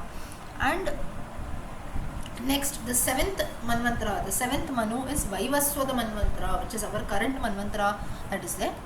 So Markandeya continues the story. He was called now the Manvantara, Vaivaswata Manvantara, in that the ruling person is Vivaswan. Why Vivaswan? Because he was a son of he was called Vaivaswata because he was the son of Vivaswan. Vivaswan is another name of Lord Surya. Surya married Sanghya, the daughter of Vishwakarma, and she had two sons, Vaivaswata and Yama. So this Vaivaswata Manu is actually the son of Vivaswan and Sanghya, that is of Surya and Sanghya. She had Yama and Yami. They were also born to Sanghya. And earlier in the stories, if you have seen in other Puranas, we have seen the story of Sanghya, right? For her, it was very difficult to bear the sun's heat, and that's when she kept her shadow there. Finally, Surya, he finds out. Whenever we saw Puranas that had a lot of Surya stories, at that time you know that she kept another lady as Sanghya, as a Chaya Rupa. Does anyone remember the story of Surya and Sanghya? Yes? Yes, madam. Yes. So that same has been mentioned here in short, and therefore, so this is how is the story of Vivaswan. You don't have too much of detail about the Vaivaswata Manvantara because it is a current Manvantara which is there. So only after it passes about, maybe we'll have many more stories that come in. But only the little bit story that is mentioned is again the marriage of Surya, Sanghya, how she left because she could not bear the heat of the sun. She kept a chaya, she kept a shadow, and then ultimately later Surya comes to know, and so on. So the current Manvantara is called the Vaivaswata Manvantara. Next is the Savarnika Manvantara. Savarnika Manvantara, from this part onwards, if you consider in the Markandeya Purana, it is about the 9th part or the 9th chapter, in that the 8th section. From here starts the story of Devi Mahatmyam. Savarnika Manvantare Devi Mahatmye. While you chant the Devi Mahatmyam, you have this. Devi Mahatmya was in the Savarnika Manvantara. Now, Kraustuki. This is the conversation that is taking place between Kraustuki and Markandeya. Now, Kraustuki further says that, now you tell me something about the Savarani Manvantara. Now, what is the Savarani? Now, who was this Savarani? If you see, the son of the SON son, the Putra of Sangya's shadow. Now Surya and Sangya, they were married to each other. The wife of Surya, Sangya, she could not bear the heat of the sun. Therefore, she had kept her shadow as Surya's wife. So that shadow lady who was kept, she was, her son was this Savarani, and that's how this Manvantara was called as Savaranika Manvantara. Now, next story from here starts the Devi Mahatmya story. There is a killing of Madhu and Kaitava. Markandeya continues that there was a king called Suratha, and he was defeated in a battle with another king. All his wealth, everything was taken away, and then Suratha, he went to the forest to save his life because many enemies were coming to attack him. And at that time, when the Suratha king, he went to the hermitage in the forest. He went and he saw the hermitage. He met a sage. His name was Medha. He stayed in that sage's hermitage, but continuously he used to always feel bad, saying that my kingdom was snatched, maybe I was defeated in the battle, my ministers, they all became against me, and so on. So these thoughts kept coming to his mind and he used to feel very bad. So, but still he stayed in this sage's hermitage only. He did not go, but the thoughts kept coming to his mind. He was feeling bad about that, but still he continued to stay in this ashrama. So once what happened is that while he was just roaming about, the king Suratha, while he was just roaming about near the hermitage, he met a person called Samadhi. And this Samadhi he also had a very sad situation. His own sons had put him out of the house, they had thrown him out of the house and taken all his wealth and so on. So somewhat this person Samadhi's condition was also same as the king Suratha. But in spite of all this, the part that was seen is this person Samadhi, the person whom the king met, his love for his sons never reduced. Like even though they had thrown him out of the house and so on, they did not have any respect for the man anymore. But still the father, the Samadhi, he had a lot of affection on his sons. And now this person, the king said, yes, I am also facing the same situation. My ministers, everyone has thrown me out. But I don't have feelings like you. Like I don't care for them anymore because anyway they have thrown me out and so that. But still he says that I still get thoughts of my kingdom, I'm very confused, this and that. And then now this king Suratha also says that I've got a company now for me. I'll take this person Samadhi with me and both of us will go to this sage Medha and ask him some solution, saying that at least you tell us some way so that we can get back our houses, get back our families and kingdom, or you tell us some way so that we forget whatever has taken place, because we are stuck in the middle now. We have lost everything. At the same time, the thoughts also keep haunting us. So it is becoming very difficult for us. So therefore, you tell us something. So for this, Medha replies that this situation that is there is nothing to be amazed of this, because all human beings are in this situation. That is the reason in all of our lives also. Even though a few things have happened, maybe 10 years back you face some problem in life or you face some dukkha, when you think about that, it still haunts you, right? Or you still feel bad about that. It can be any situation, or even good things that happen, we don't forget in the course of time. Even when good things happen also, we remember that. So a few things in life we cannot move about. Like for example, even if we lose a dear one or so like death of a person takes place, maybe our own parents, grandparents and so on. In the course of time, of course, the level of sorrow reduces. Maybe I lost a near one yesterday, today I will be in 100% sorrow. 1 month later also I am feeling sad, but the level of sorrow would have reduced little. As compared to today, 1 month later, I'll feel little, you can say less sad, because now I have other activities to do, I'm mixing about in the world, I'm quite busy, so I tend to forget. So the intensity of sorrow has reduced. Maybe 6 months later, it is still less. Still it has not gone away. 1 year later, still I do remember the person, but not as much as I do today. So like this, in the course of time, as years pass about, the intensity or the level of sorrow decreases. But that doesn't mean that we forget the person completely, right? So therefore, this is what has been told here. This is what the same thing Medha explains to this person Samadhi and this king Suratha, saying that don't keep thinking about the same thing in life. In the course of time, this level of sorrow is going to increase, because if a person is born, the person has to die away, right? But then, depending on the situation, and you can say as the years pass about, as you get busy in other things, the intensity, the level of sorrow will surely reduce. But you can never forget that incident. So this is a part of life. There can be no you can say extreme solutions for this, like I should forget everything altogether, or again I should go back to that. It cannot happen. Like once you lose a person, you cannot get back the person, but at the same time we cannot just sit and cry and feel sorry for the person, right? So we have to come out of that by balancing both. This is what Medha gives a very great life lesson here. So through such stories, again, such messages are revealed. Now this is again, it is not only for sorrowful situations, it is also applicable even to happy situations. Now maybe I get something, maybe I'm very happy today. So maybe after 10 days or a month or so, or after a few years also, when I remember this incident, I'm going to feel happy. But the happiness that I felt on the day, maybe my result came in or so, and someone said, no, you have scored so and so marks, and you are the topper of your school, college and so on, I was very happy. 10 years later, I remember the same incident, still I feel happy, but the day when the result was declared, I was the happiest. Now of course the level of happiness has reduced in the course of time. So this is what sage Medha also explains, and he tells that this is human nature. Everyone is facing the same thing. So who influences the mind of everyone is goddess Mahamaya, nothing but goddess Shakti. So now you can say the story of Devi Mahatmya has started, so everything will reveal around the goddess only. And now the king asked, this king Saratai asked the sage Medha, who is this Mahamaya, who is goddess Mahamaya, who is Shakti, and so on, you tell us about that. So then sage Mahamaya, sage Medha, he says that goddess Mahamaya, when we say Mahamaya or Shakti, her origin or her ways of destruction cannot be known. It is said that when the whole earth, that is towards the end of every kalpa, when the whole earth at the times of Pralaya, when the world ends, whole world is submerged in water, Lord Vishnu takes refuge of Yoga Nidra. He goes in the state of Yoga Nidra, and while he was sleeping, two demons, Madhu and Kaitava, it seems that they came out of the wax from his ears. So that's how these demons were born. They wanted to attack Lord Brahma. Lord Brahma, he got scared. He took the help of goddess Nidra.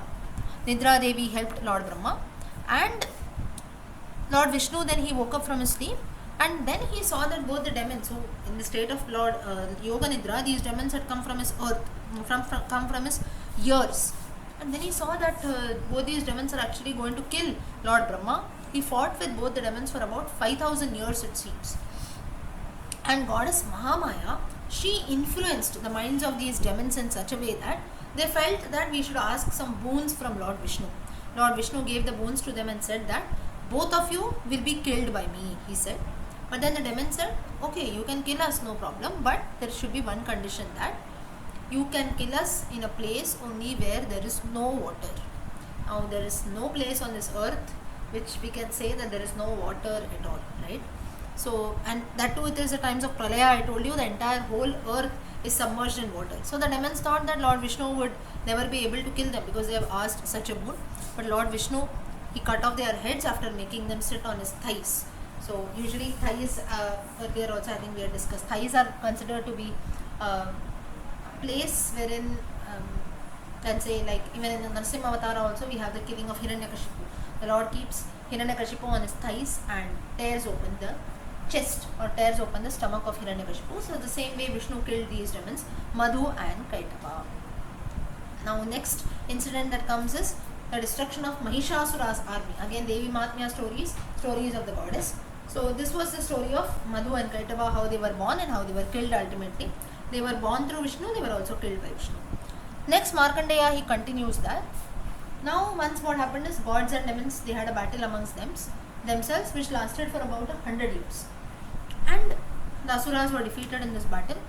Mahishasura, not the Asuras, the gods were defeated in this battle, the deities were defeated, and Mahishasura was Asura then.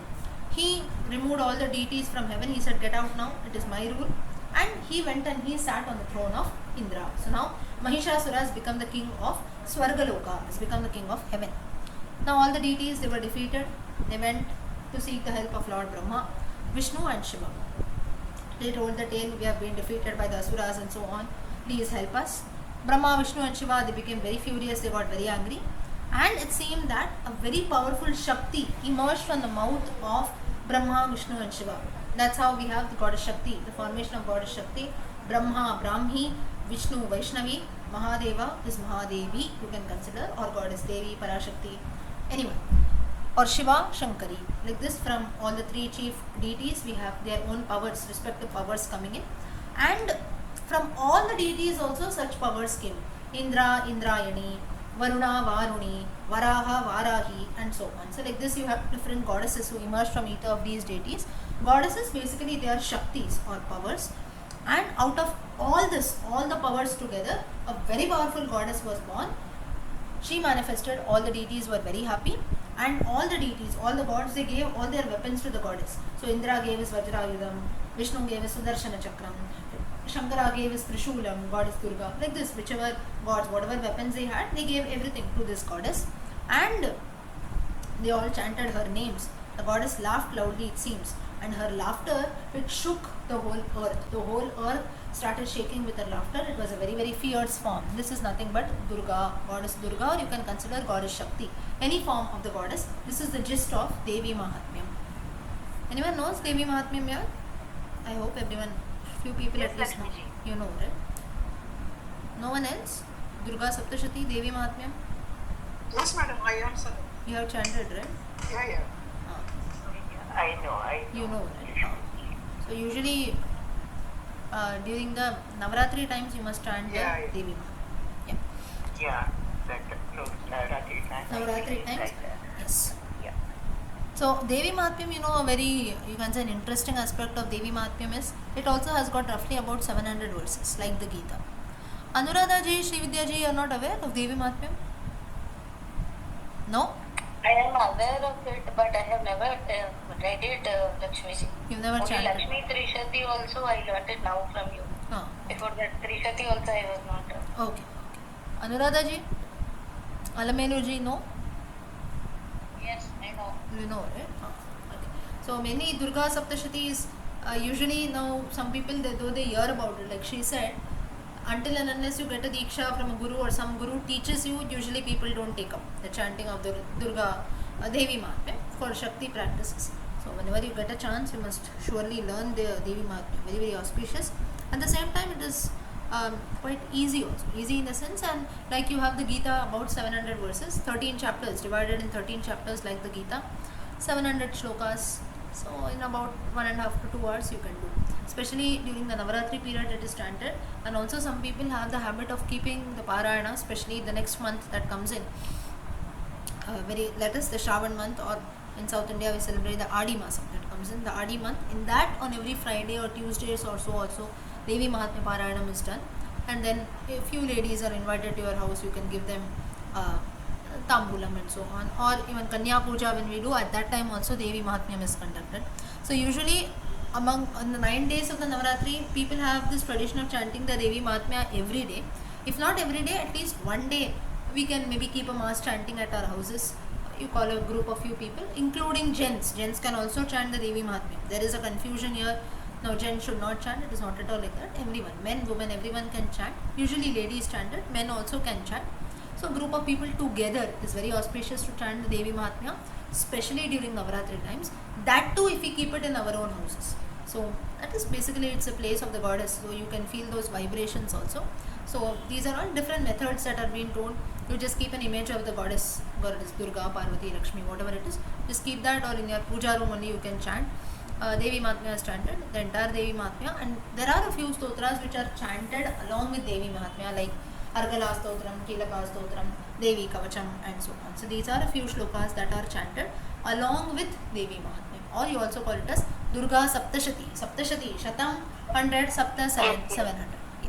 So that is same. Durga Saptashati, my father-in-law chants it when the Ashtami Friday combination comes. Ashtami, correct. It is the same. Durga Saptashati, okay. That is the same. Durga Saptashati, Devi Mahatmya, both are one and the same. We also chant Krishna. You chant. We have one group in our apartment. So We usually, chant it. yes. So usually it has to be chanted. Especially why it is in a group Parayanam, when we do, the vibrations are good, and especially Devi Mahatmyam or Durga Saptashati is chanted. And this is one shloka, or you can say one composition which binds whole of India together. Go to North India, you will have people. There can be no one who says I don't know Durga Saptashati. Or even in South India, you go, maybe the name is Devi Mahatmyam, that's it. So Durga Saptashati, Devi Mahatmyam, it is one, you can say one text which is quite common. You go to any part of India, people will know about it, be it North Indians, South Indians. Even if you go to places like Bengal also, where Durga Puja is very popular, they will also know Devi Mahatmyam. If not the entire Durga Saptashati, you have at least the 11th chapter should be studied very well. That too the Narayani Stuti. I think again most of you will know that. Ya Devi Sarva Bhuteshu Matra Rupena Samstita Namastasya Namastasya Namastasya Namo Namaha. The few shlokas like that which come in. Yes. Yes. The Chandi. Bengalis during Navaratri they chant this Ya Devi Sarva Bhuteshu. Correct. But mostly all the Bengalis they know that. Correct. Yes. Chandi part that we do. Correct. There are different names that is there. So very very auspicious. In fact, people in no. Can you spell that Devi, the last Mati and how do you spell it? Because I can't find it in the book. Sorry, which was? Devi Mati and Devi Mahatmyam. Mahatmyam. Mahatmya. Devi Mahatmyam, Durga Saptashati, anything you can chant. Chandi part. Durga Yes. Saptashati. Yeah. That is the same. Thank you. Durga Saptashati, another name is Devi Mahatmyam. Both are one and the same. Yes, you get books are very very popular. You go to any shloka book, stotra book, you will have that. And I think PDF, everything will be easily available. And I think I have also recorded the audios. Maybe I will share it on the group. Those who want, you can listen to that. And during the Navaratri time, you can chant. Maybe we will, whenever I get some time in, we will have a class wherein all of you can learn the Devi Mahatmya also. Though Yes, please, most of Lakshmi, you, we can Yes, do it again. I'm currently please. chanting because the Ashad Gupta Navratri is going Ah, on. So correct. I'm listening to your playlist, Lakshmi Madam. It's helping me so much. The entire Chandi part I'm doing every day. I put on the audio of your playlist on the YouTube channel and I recite along. It's such a blessing. Yeah. Thank you so much. Yeah. So now also you have the Navratri that's going on. So if you see when we are learning the Markandeya Purana, that too the Devi Mahatmya, again a blessing for all of us. We learn the Devi Saptashati during the times of Navaratri. It is a Gupta Navaratri that is taking place, Ashada Navaratri. Today I think is a very Ashada Bhanu Saptami, very auspicious day. Ashada Sunday, in the month of Ashada when it is a Sunday, again it is a very very auspicious day. So the Markandeya Purana mainly stresses about Devi Mahatmya a lot. So this why I am telling you so much is, it's not that only we chant something, but in case of Devi Mahatmya, it is said that you must always organize. Organize in the sense you need not do it on a very high scale. Maybe 4 people, you call your neighbors also. So as a group when you chant, or you can call a few of your relatives who are staying along. Like Anuradha ji said, they have a group. Usually people or a group of ladies also, they go to nearby temple every Friday, they'll chant and so on. And even if you go to some places like where you, in North India especially, you have something called the Jatras, right? Jatra or what else for the goddess, what they do? For in North India, what is very popular for the goddess, they have something Jatra, what else you call that? Mata ki, what is that? Mata ki Chowki, right? Mata Chowki. Mata ki Chowki, yeah. Mata ki Chowki. In that, of course, they sing a lot of songs and so on in praise of the goddess. But at that time, such instances, what they do is they will offer prasada. Once you keep the Devi Mahatmya, the prasada that is to be made is puri, and along with that, the chana sabji that you make. Chana is a black chana. What do you call that? Black chana. What is called? Black chana. Choli. Not chawli, the black color, which Chole. no, Not chole. not chole, the chole, black. that is- I think you call it as Kabuli chana. And Kabuli chana, what it is, black color one. For Kabuli chana is Kabuli chana is chole, I think. The black color, which usually for Saraswati Puja we make it as a name thing, right? So out of that, usually I'll show you a picture if you want. For Devi Mahatyam, whenever you make that black chana, using that you make this sabji out of that. 1 second, I'll just show you everyone. So I think at our houses also you will be making and eating this sabji. So out of this sabji is made. This is that. Can everyone know this? You know about this black chana? Yes, Lakshmi, we call it Kale Chane. Kale chana. What I hope others also, you would be eating this, right? All others, we make a sabji out of this. I'm not very Yes, sure. in South India. South India we make chundal, right? Very good. Yeah. Yes. kadalai. Correct. Kadalai. So this is the chana. Usually you make it as a sabji also, or like chundal we make during Navaratri times. It is very auspicious, especially when you do this Devi Mahatmya chanting. What is done is, out of this you prepare with puri, the sabji that we have, just as we prepare the chole bhaji. Similarly, as a side dish you prepare with this. It has to be prepared. This chana, of course, you don't put all those onions and everything. Should not be done. In Punjab they have a few, I think We Yes. made this chana usli on Fridays. It's auspicious. Usli, correct. In Karnataka at least. Ah. Fridays you are supposed to eat chana. Correct. So That's all. basically this chana that itself shows that it is very auspicious to the goddess. On Saraswati Puja day also it is made. So like this puri, and they'll make this chana bhaji. And in Punjab, if you go, it is I think a street food. So there they will have those onions and everything. The puja you should not put onion, garlic, nothing should be there. Just a normal sabji you make with of using this chana. It can be even a watery sabji that we make, like a gravy consistency, and it is eaten with puri. You offer, mainly children are called in, both girls. You do the Kanya Puja as well as boys. Even boys and girls, small boys and girls are called. Even to everyone who comes to our place, and along with that the sweet dish will be shira that we prepare. Shira that should be again not watery shira, not the kesari that we make, that is a bit liquid. It will be very dry. If you go to North India, the Satyanarayan Prasada that we have, that shira, it has to be there. It is not much watery, it will be dry. So this is the staple prasada, and why this prasada has been decided is, this is something which is available everywhere and everyone can afford, right? Now puri, for that puri of course you need a little bit of oil, and then it is wheat. So wheat flour mostly everyone has at our house. Chana is something which is again readily available, and shira again you have rava. So it's very simple again to prepare, and at the same time you don't have to think whether is this much is this only if I offer puri, chana and that shira sweet dish, is that enough? It is more than enough. It is prasada. People also will eat it very nicely. So it is filling, at the same time you offer someone something, and again very auspicious to the goddess. So for certain occasions you have certain naivedyams or certain preparations that are prepared. Whenever you do this Devi Mahatmya Parayanam, so I'm just sharing, why I'm sharing this is, if anyone wishes to do this, you will have some good tips. You can do this during the upcoming Navratri that comes in. Maybe on a Sunday also you call about 4 or 5 people. Even if you cannot call anyone, as a family you can maybe chant that, and on one of the days on a Friday also, or if you're working also on weekends also you can do that, or maybe on the Ashtami day of Navratri or Navami, Saraswati Puja day, you call a few children to your house, you buy them gifts and give, and this can be given as prasada. Or if you don't wish to call people to your house, we can chant the Devi Mahatmyam, and as prasada maybe you can just give this to your neighbors, or maybe some people nowadays they give it to the building security, watchman and other people, like that also something. So this is again a very simple way of showing our devotion. You don't have to put in a lot of efforts, at the same time we end up doing some good things also. So this also leads to annadanam in our own way. So this is a prasada which is done very it is very auspicious to the goddess after the Durga Saptashati Parayanam is done. Okay, next we continue. So now Mahishasura's army is set upon, and goddess has been formed. All the gods, they give their powers to the goddess, and that's how she has become very, very powerful. Just by her laughter, the whole earth has been shaken. Mahishasura heard her laughter and he felt, okay, someone has come to attack me. He proceeds towards the goddess with a huge army, and when he reaches there, looking at the goddess, he is amazed, he is shocked. He had never seen such a lady before. And he tells all his demons, attack her, different Shaktis. They have a Gadha, they have a bow, they have this, they have that, everything. All the weapons they throw on the goddess. One by one, the goddess destroys all the weapons. She attacks all the goddess.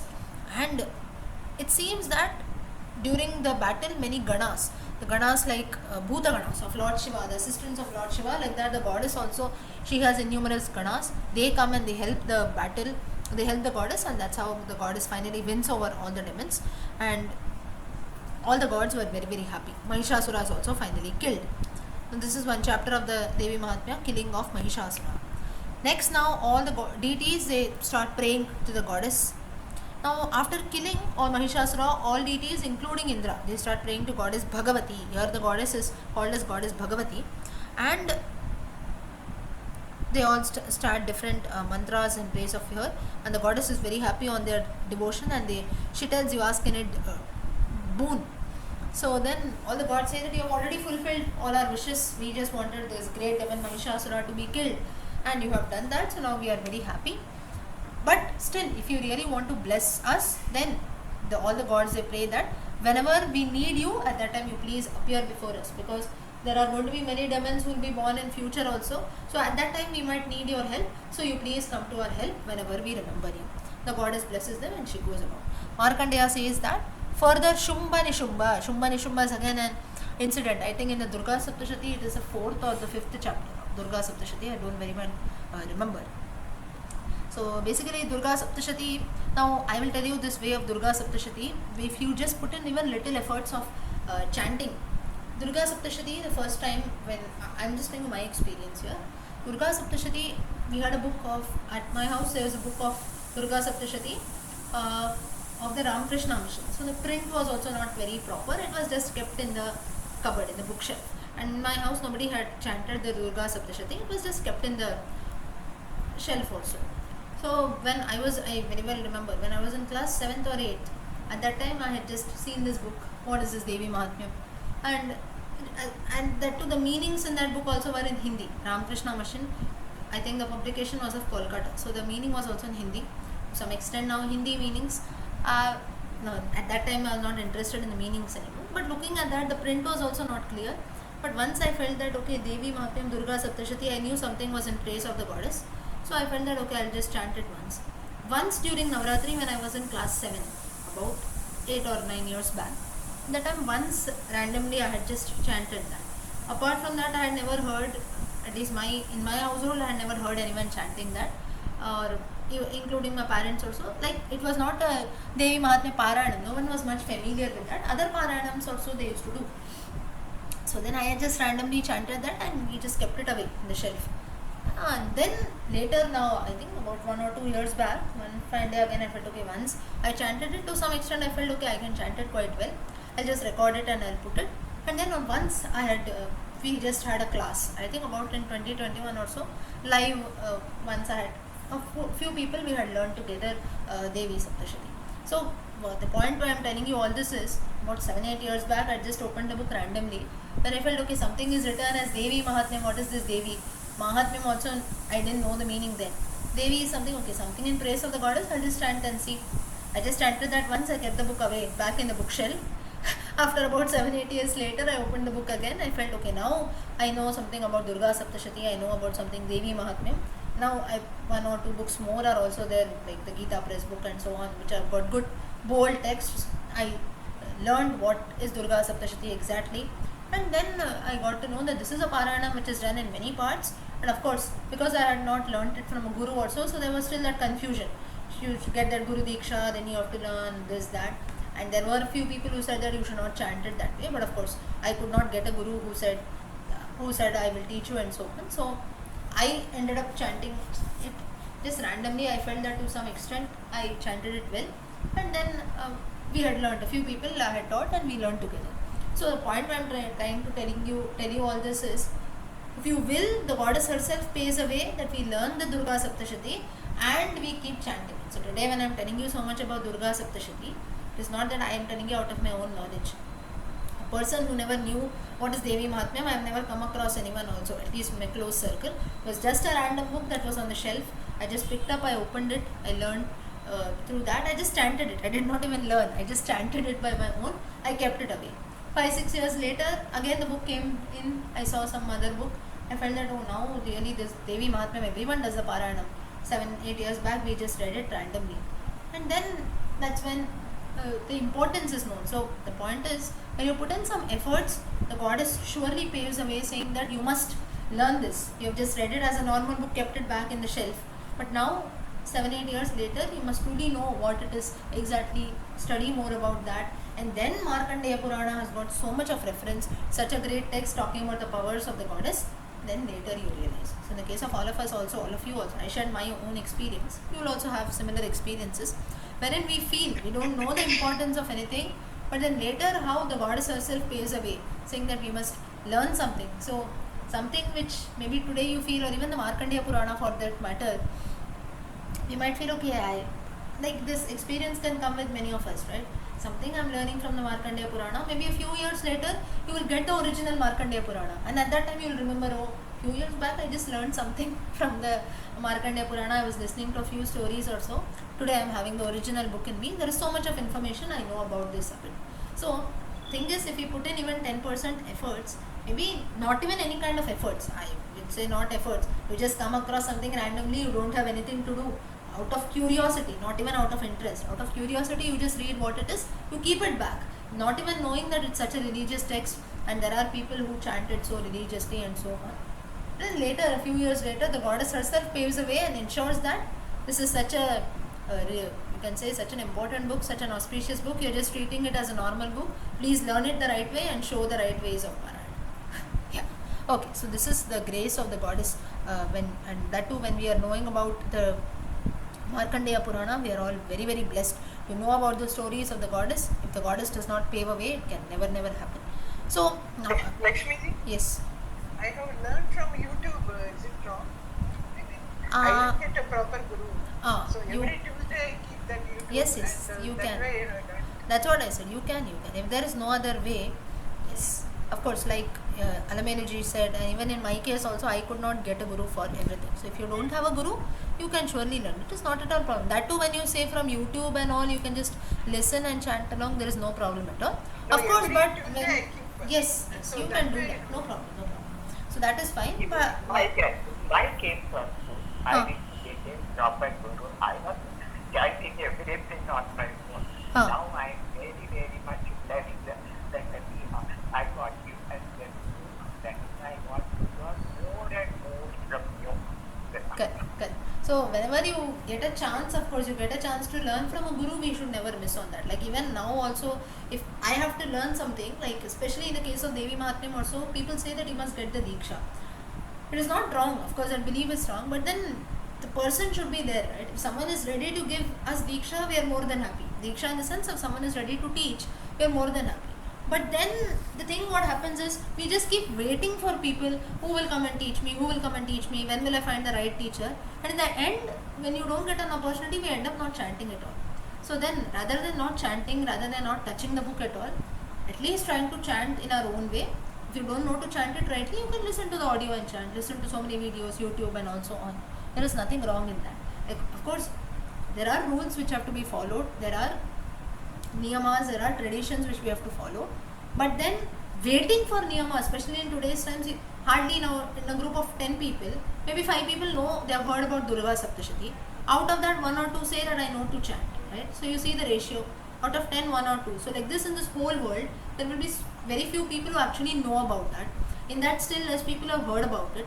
Out of that, still less who will be interested to learn. Out of that, still you can say hardly in your fingers you can count people who are interested in teaching, right? So then when you go about in search of such a person, we end up not finding anyone. So then that's how you're just waiting for someone to come and teach. You just keep on waiting, and then that never happens. So that should not be the case. We should never wait. Whenever you get an opportunity, you learn it. But of course, when later you get an opportunity, you have someone who says that yes, I will teach you or something like that. You come across some class, you can join it. At that time, you must surely join and learn. So whenever you get a chance to learn from a guru, you must surely do that. Yes. So I agree with your philosophy of that Mata, Mata or even Narayana gives his way to get us to learn, right? Likewise, he brings the Guru also, like he brought you for me, right? So I believe that even this Durga Saptal, I recited with one Bengali teacher, that's how I know that. But I agree with you, like, that book will keep coming in front of you, the teacher also will come in front of you. Correct. Yeah. So if the point is we put in little bit efforts, we don't know the efforts behind that, then surely some of the other ways come in. Like you said now, even in case of me also, even though I feel that I must learn something, I must teach it to 4 of you, or I feel that no, I must learn the Puranas, I want to tell you about the Puranas. Only if all of you come and listen to me, I can tell you, right? So only the right people are met. Now if there is someone, maybe you are about 15, 16 or so, out of that if I find that about 1 or 2 people, they are not actually interested in Puranas, but they still come in, they are just asking some random questions, or they are just talking about some random sentences, or they just make some random comments and move about. So it is like even I am also not blessed with the right people. So always finding the right people, and at the same time those who are having the same interests like you, that is very, very important. So just I think today in the morning some session I was talking about that, I told that whenever we meet someone, nothing is out of randomly you meet someone and go about, right? There is a reason for everything around. Otherwise, meeting the right person, even for the teacher or the learner or anyone we come across, of course there are a few experiences that can be bitter, but then whenever we meet someone, and especially in case of It can be like chantings, or like in the case of Devi Mahatmya, or even when we come across some good people, satsangam as we say, it's surely a blessing that happens. If you want, you could have met with anyone, right? There are so many people, crores and crores of people who are there around. We come across, say for example, average lifespan you consider. Now in my case, if I consider I'm 22, in the last 22 years I would have met so many people, right? About 1,000, 2,000, 10,000 people I would have come. I don't remember each one of them. With few people I had a good relationship. Few people maybe I had some bitter experience. Few of them we don't remember. Oh, I met him somewhere. Maybe in the train we see so many people. You use a local transport, you see so many people. On the road we come across so many people. We don't remember each one. Out of that, maybe a few people we remember. Few people we speak with them. Now all of you also, if you see, all of us we consider. Hardly anyone we have met. In fact, no one. We have not met anyone, right? You have not seen me physically. Even I have not seen you physically. But automatically one fine day you don't come, maybe someone doesn't turn up for the class or so, maybe for a few days you don't come in, I might ask you, maybe if I remember your numbers or so, I might drop in a message and say why you're not coming, hope everything is fine. Or maybe now 2 or 3 days, if I say that 2 weeks or so, now last week we didn't have a class, right? Few of you said what happened, why there's no class, right? So immediately you message, why you message, or why did I ask someone why you did not come for the class for a few days? Because we remember, we have a bond, right? We feel bad when the person doesn't come, or we think, oh, why this person is not coming. So there are many people who come across, but still we feel bad. We feel bad in the sense, the thought comes in, oh, why it is not there. Every week I meet this person. So it becomes like a habit. So therefore, even though we have not met each other physically, we are not related to each other physically, we meet each other from every corner of the world. It's not that we know each other for the past so many years, or my grandparents know you, your grandparents also knew. It's not like that. That for generations together we have a bond. Maybe for a few years, about 1 year, 2 years or so, we know each other, but still that bond is still very, very tight, right? So this itself shows that with the right people, when you meet, the bond always stays strong. So like all through experiences that are there, it's not only for only religious experiences. Even when we meet someone, that also why someone comes to our life and why the bond always stays very close. It is that itself shows that meeting the right people at the right time will always help us and will always guide us. So at least in case of all of us, we have met with a good motive, we come across each other with a good motive, we must always feel blessed. It is a blessing for every one of us, including me also. In my case also, maybe I have to speak, all of you come and listen. That is one thing. But still, if I don't meet with the right people, then it's of no use, right?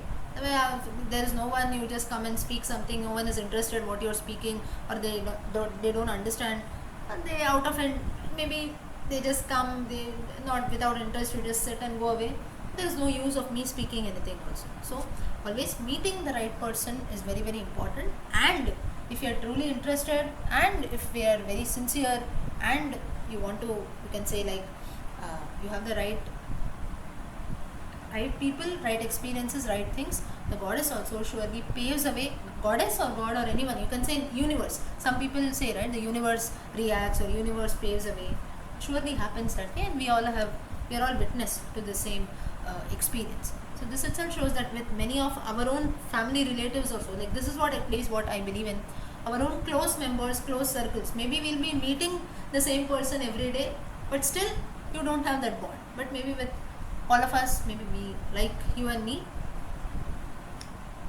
we have not met each other, we have never seen each other physically, but still we feel that bond, or we feel very close, right? When a person is not there or something like that, we still ask them. So this itself shows the bond that is there. Yeah. Ma'am, can I interrupt Yes. for a moment? Sorry, but you are so young and so modest and so humble and so knowledgeable. I really admire you, and I really pray to God, and I always say God bless you, because I'm elder to you and I can bless you like my child, okay? But you are my teacher, but you are something different, and really God bless you. Thank you. Thank you. Suchya ji, what you're saying? Yes, I have in mind Durga Saptashati. Yes, I very much want to conduct that. Only once I had conducted that, I think it was in 2021. Yeah, during Adhika Shravan, I think it comes. It is very, very auspicious. Thing is, I have many things in mind, but then I just have so many things coming in. I don't have the time to fit in anything.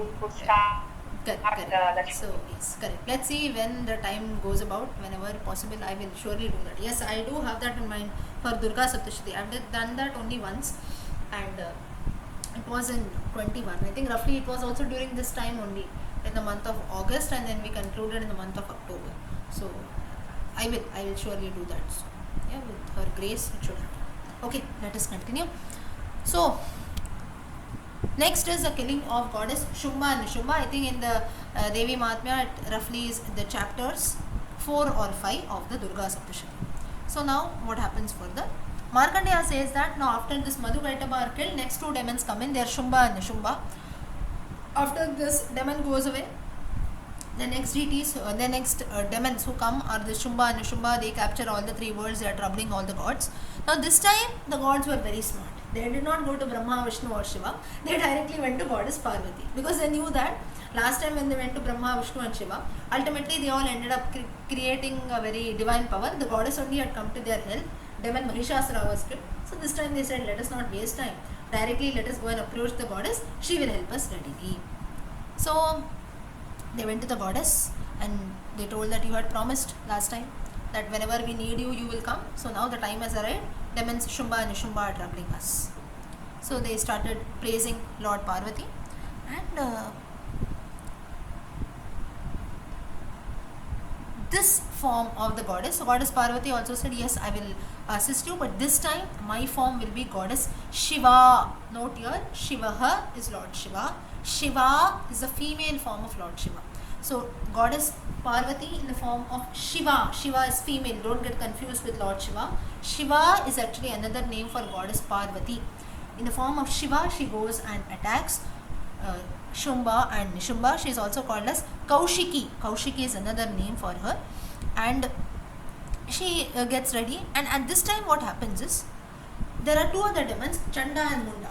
They see this preparation of the goddess, that she is going to go in order to kill the demons Shumba and Nishumba. Now Chanda and Munda, these two demons, what they do is they go to this demon Shumba and they describe about the beauty of this goddess Kaushiki. Shumba develops feelings for her. He decides to marry her. He sent a messenger called Sugriva. Sugriva is a messenger of demon Shumba. He sends the messenger to goddess Kaushiki and tells Sugriva, this messenger, directly conveys a message saying that you are very beautiful, you should marry this demon Shumba. He rules over all the three worlds, he has defeated all the deities, everyone, so now you should surely go, surely marry such a person, the gods are also of no use, and so on. The goddess laughed loudly and she said that I am ready to marry Shumba or Nishumba, anyone, but there is only one problem. I have taken a vow that I will marry that person who defeats me in a battle. So if you are Shumba or Nishumba, if they can defeat me in a battle, then I am surely ready to marry you. Now this was her intention, this was her play. Messenger said that, now this messenger was also very smart, Sugriva. He feels that how can you defeat the great Shumba and Nishumba? You are a beautiful lady, how can you be so valorous? You cannot do that. He is a master of the three worlds. So like this, somehow he stops the goddess from not fighting against Shumba or Nishumba. But then the messenger, the goddess Kaushiki, she also does not agree. She says, no. If the person defeats me, then I will surely marry that person. This is my condition. You go and tell your master Shumba. If he is ready to fight with me, I will surely marry him. So Sugriva, this messenger, he goes back to Shumba. He tells the whole story that Kaushiki says that if you defeat her in a battle, then she will surely marry him.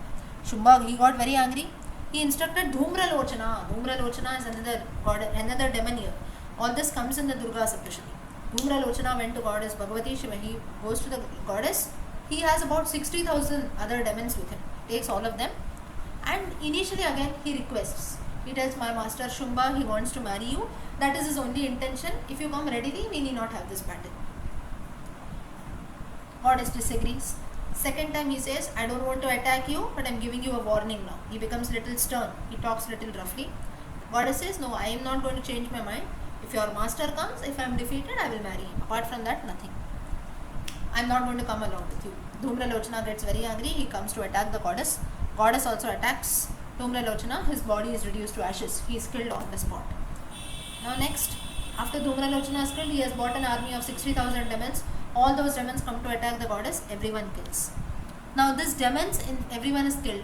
All these 60,000 demons were killed by the Simha. Simha is a lion, the vehicle, the Vahana of the goddess. Goddess did not put in any efforts. The Vahana, like the lion itself, was enough to kill all the 60,000 demons. Shumba got the news of Dhumralochana's death, the death of the 60,000 demons. He got very angry. He instructed Chanda Munda. He said, now you go and fight with the goddess. Chanda Munda, they came with a huge army.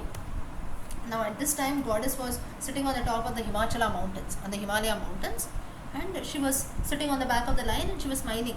Chanda and Munda, they come to attack, but at that time what happens is, suddenly goddess Kali comes. Kali, very ferocious form of the goddess, she appears from the mouth of goddess Parvati and she attacks these demons.